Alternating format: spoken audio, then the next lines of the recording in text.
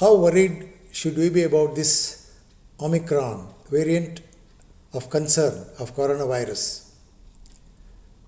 We are so tired of this virus, but the virus doesn't seem to be tired of us, at least not yet.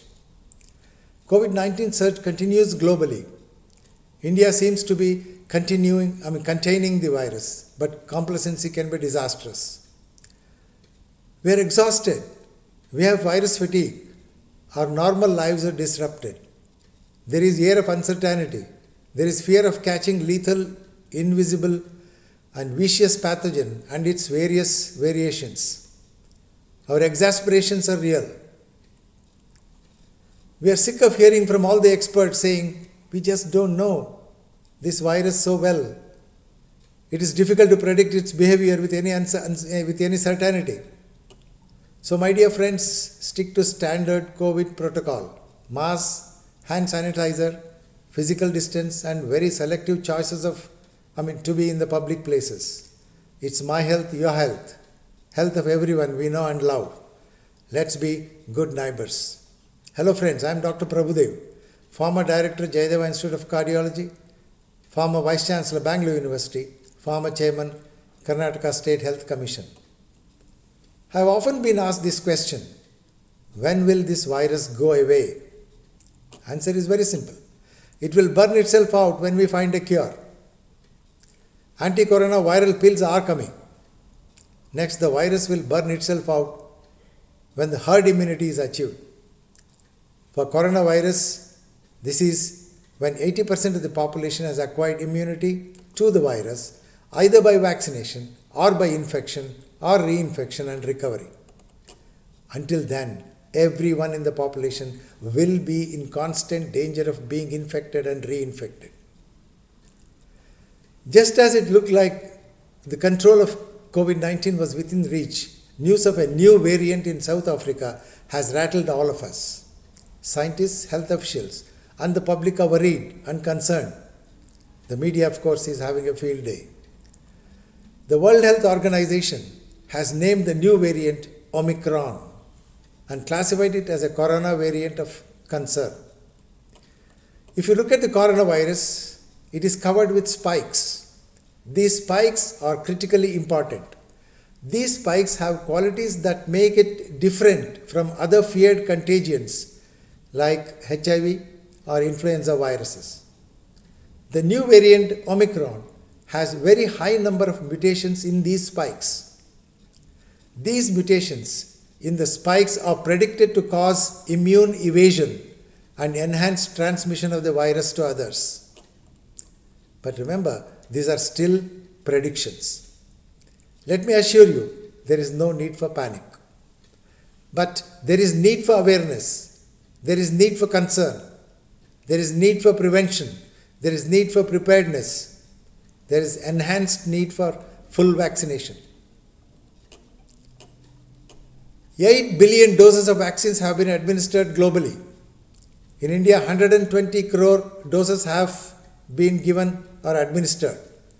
Majority of them have received only the first shot. 30% have received both doses. Initially, there was vaccine hesitancy, understandable. Then there was the mad rush for first dose of injections. Now there is complacency. This can tilt the balance again in favor of the virus, which is mutating endlessly. Yes, the vaccines do provide overall protection against the severity of COVID. Yes, we have seen breakthrough infections even in persons who have received both doses of vaccines. Those who received only one injection can get only 55% protection. Those who have received both the shots get about 91% protection. These statistics are against the known corona variants like alpha, beta, and the delta variants. The protection is assured against serious sickness, hospitalization, and against the requirement of respiratory support. Now let us examine, is Omicron an escape variant? Now what is an escape variant? Escape variant are those that elude the targeted immune response brought about by vaccination.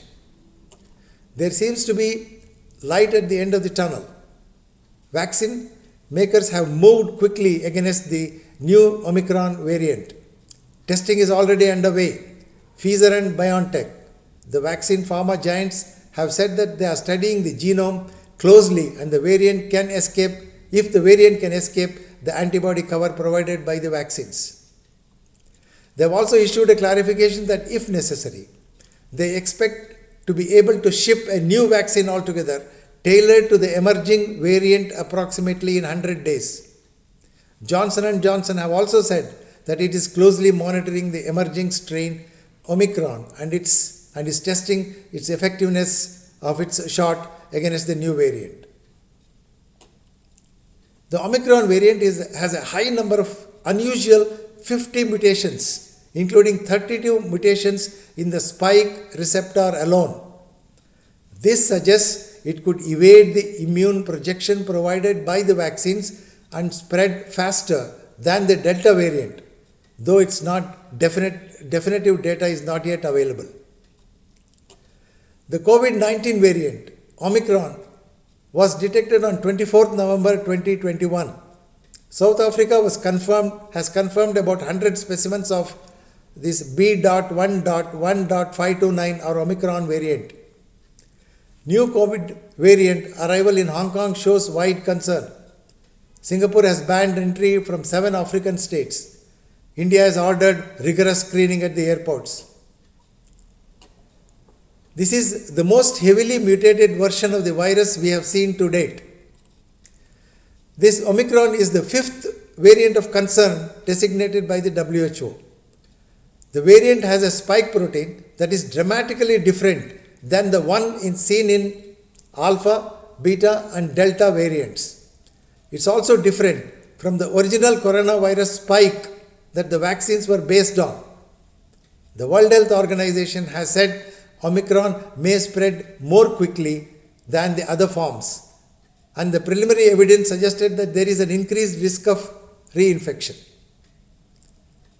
The new mutations have since been detected in Belgium, Botswana, Israel and Hong Kong, and now in India and in Karnataka. 2 persons returning from South Africa have tested positive for COVID. They have tested positive for the Delta variant and not the Omicron variant in Karnataka. So relax. This is the clarification given by the BBMP. Why is it a worry? Given the number of mutations, 50 to be precise, the scientists all over the world are working to understand its potential implications. The Omicron variant has a very unusual constellation of mutations. There are 30 changes just in the spike protein alone, 10 of which could alter the part of the virus that binds it to the human lung cells. The beta variant had only 3 mutations to that part, and the delta variant has only just 2 mutations. The worry is if they change too much, if the mutations change the virus too much, our immune system might not notice that until it is too late. This gives rise to doubts regarding the efficacy of the vaccine against the new variant. These mutations are likely to render certain COVID-19 antibodies ineffective. It could be several weeks to define the type of disease caused by the variant and to determine how contagious it is and identify how far it is already spread. Remember, beta variant was first detected in South Africa alone. Now, what is the way forward? Don't panic. Come out of vaccine hesitancy. Get both vaccines immediately. Follow COVID protocol. Vaccination should remain a priority. Vaccinations remain protective to a larger extent despite the mutations. Everyone should also continue to wear masks, avoid crowds and wash hands. Vaccine hesitancy results in the virus evolving mutations in the absence of adequate levels of vaccination. Vaccine hesitancy is a global health threat. Make vaccines mandatory. The strength of COVID vaccines against the infections has declined over time, although they are still highly effective at preventing hospitalization